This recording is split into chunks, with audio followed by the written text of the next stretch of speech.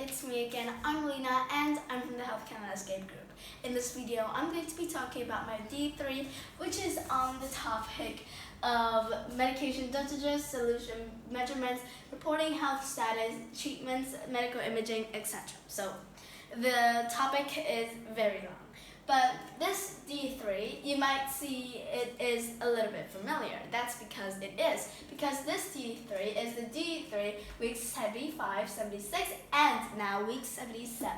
Now, we're redoing this D3 for the reason that me and Kennedy haven't really did the fourth part really well, as well as other parts. So in this video, I'll be talking again and redoing all the problems in the 3 weeks, the D3 for the last 3 weeks. So let's get started on the first part. The first part is dosage calculation. So for this part, we are required to give our own problem of the dosage calculation. So this is the problem that I gave.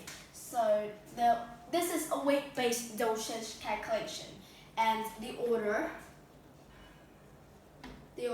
is 0.4 micrograms per kilogram per dose. And my patient's weight in kilograms is 23 kilograms because this patient is a child and I specialize. My dream is to become a pediatric nurse. So for the reason, since the patient's weight is already in kilograms, we don't have to convert it into kilograms again because this is already in kilograms. So we'll just apply the formula of the order times weight, and that will equal our answer. So the order is 0.4 micrograms times 23 kilograms, and this will equal 9.2 micrograms. Remember, this is a small because a big amount will be fatal per dose. And yeah, that is for the first problem. That is for the first problem of the weight-based dosage calculation. Now, that is just applying a formula. But for the second one, it's not really applying a formula, but instead it's a different concept, which is fluid intake and monitoring output. So firstly, for the fluid intake, I have the whole timeline of what the patient drinks. So the fluid intake is at 8 a.m. That patient will drink 8 ounces of orange juice,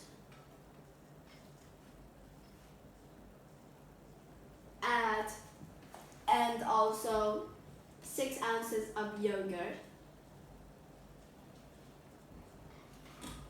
Next, at 10 a.m.,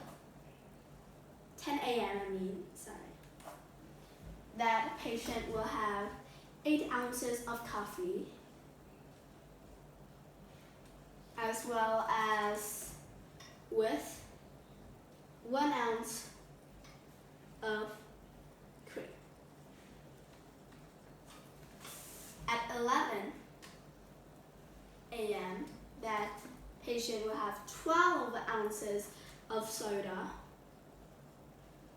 as well as let's put this in words so that we won't get confused, popsicles, and 4 ounce broth. Then finally,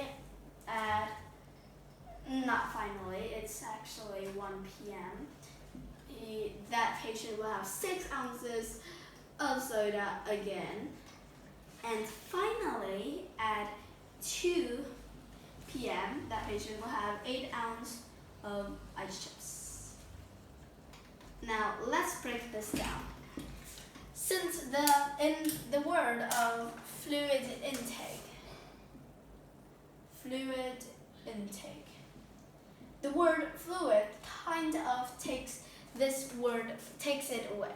Why? Well, this only includes fluid, not solid intake. So we can cross out anything that is not fluid. So let's check through this whole list. Orange juice is fluid. Now yogurt is mostly solid. It does contain some liquid, but the solid part overpowers it. So yogurt, we will cross that out. You might be wondering, how about ice chips and popsicles? Well, popsicles are like, popsicles melt because it is frozen water. It's basically just frozen sweet water. So yeah, that is so this is two 12-ounce popsicles, which is 24 ounces because the popsicles, its amount is 2. Next, ice chips do melt because it is ice, and some people have this session of eating ice chips. So yeah, let's calculate the fluid intake. Now, since this is in ounces and the universal unit is in grams, following the metric system, we need to convert all of this into grams. How can we do that? Well, one way is that we add all of these together and then multiply by 30, which is the fastest way. Or we can multiply this by 30 individually, but it will take a long time, and then just add together. So whatever way that we chose to do it, the total amount will still be 2,130 milliliters. The unit is milliliters, not grams, I'm sorry. So this is the intake, fluid intake. That is all for the fluid intake part, but that's not all for the second problem. The second problem also has one problem of output monitoring. Now, usually when we consume liquid, when we drink water, of course, the other end, water will come out from the other end too. And but this will include the water that we put into our body will be much less than the water that came out from the other end. Why? Well, there are other parts, there are other aspects, factors that contribute to urine. So yeah, that is one thing we have to consider. But for this problem of output monitoring, a patient had TURP and is receiving a continuous bladder irrigation. TURP is like a kind of disease where we have to irrigate the bladder, like a procedure. Irrigation. During your 12-hour shift, the patient fully collects 5,320 milliliters full total of water and urine combined. The patient received 2,500 milliliters of bladder irrigation. What is the patient's urinary output? This is relatively easy. It's just subtraction. We take the total amount minus the amount of bladder irrigation, and we have the amount of urine, which consists of other factors, including the water that we put into our body, which is the fluid intake. And when I subtracted, it is 2,820 milliliters of urine. The third problem. So the third problem requires us to know about what is blood pressure, heart rate, how to, the units of it, and as well as oxygen levels. So this, I have the problem of analyze the data shown on the graph and see if it is a normal person or an abnormal person. Now, based on this key below, normal amount is less than 120 over 80 millimeters of mercury, and that is just the unit. And check if this is less than or over. The normal heartbeat is 60 to 100 beats per minute.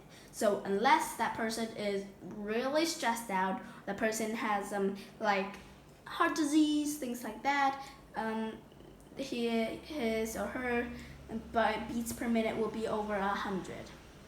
The normal percentage of oxygen levels is between 95% and 100%. So let's analyze it. For this person, let's say person A, patient A, his blood pressure is 100 over 75 millimeters of mercury. And let's check if this is below this normal amount. Yes, this is actually below and less than the normal amount, and it's between the range. So it is a normal person. But we also had to check other factors, which is heart rate and oxygen levels. Following that, we can see that 65 beats per minute is between the range of 60 to 100 beats per minute. And the oxygen levels is between 95% and 100%, which is 98%. So in conclusion, this person is a normal adult and a normal person. But how about patient B? Well, patient B has a significantly higher amount of blood pressure and heart rate as well as oxygen levels. So 130 over 90 millimeters of mercury in his or her bloodstream, 120 millibeats per minute, that is unusual, and 78% of oxygen level. So that is an abnormal person and we need to check her immediately. So yeah, that is for the third problem. Excuse me. Okay, so that is all for the first three problems. How about the fourth problem? Well, the fourth problem mainly focuses on other factors like medical imaging, drug development, surgical planning, things like that, skills that a doctor must possess in order to be successful in the future as a doctor. So this is medical imaging, drug development, and surgical planning. So the first one, medical imaging, the problem says that please analyze the X-ray photos and see if what is the problem with photo 1 and what is the problem of photo 2. This is photo 1. Photo 1 is this picture. Well, look closely at this picture. Do you see anything that's abnormal? Well, this one is straight. There's nothing wrong with this, nor the wrist, but there's a fracture here. So this is the ulna, this is the radius, and this is the ulna. The ulna is broken. So that is the first problem that we see with this X-ray photo, that the ulna is broken. It might cause some pain. It might cause a lot of pain, of course, and we need to cure that immediately, or it will puncture the skin and lead to more health problems. And here is also a relevance of photo 1. In this case, the radius, both the radius and the ulna is broken, so that is a very serious case. For photo 2, the photo 2 is a photo of a dislocated shoulder. So this is the normal shoulder that we have. It's in its place, nothing is wrong. But this one will cause severe pain. The shoulder is significantly higher than this picture. So it's dislocated and out of his shell. So that is photo 2, which is the X-ray of a dislocated shoulder. Next, for the drug development part. For the drug development part, I will give you a photo of the graph showing the effectiveness of a new drug, and then based on that, make a conclusion. So January, February, March, April, and May, and then the number of patients here, and then the effectiveness. And we know that the graph, based on this graph, we can make a conclusion that the graph shows an upward trend in the effectiveness of a new drug because it's going upward, not downward. So we can also say there is a positive trend, let's say. And lastly, for surgical planning, list the steps to organize a surgical procedure for a new pair of newborn twins born with their skull fusing together. So there are four main steps. The fourth step is actually the post-surgery care, which I'll talk about later. But firstly, medical imaging. We must use medical imaging, like X-rays, MRI, things like that, to analyze, have a closer view and closer look at what the bones look like in that, and analyze based on that and plan how to separate the two skulls. That is the second step. And then the third step. So the third step is the techniques during the procedure, the surgical procedure, the surgery of the techniques and also the steps in order of how to separate the two skulls. So the first one is osteotomy, which is cutting the skull to release those two skulls or separate the two skulls. Then remodeling. After cutting the skull, we will need to reshape the skull bones. And lastly, after remodeling the bones, we will hold the bones together in place with plates or screws. And then lastly, post-surgery care is hospital stay for a month or two, and monitor the condition in the hospital or give some therapy, physical therapy and equipment to the patients so that they can be at home while also be able to monitor the condition with medical devices. So that is all for the fourth part. But we're not done there. Now the fourth problem with the surgical planning, if you guys don't have a hard time of picturing what that newborn pair of twins is like, here is a picture of that. So as you can see, their skulls are conjoined together, but they have separate brains. They can think separately. Now, after using the techniques that I have told, using MRI and X-rays, but usually MRI, we need to know how to separate this without cutting any part of the brain, because the brain is very delicate and it's important for the survival of these two toddlers.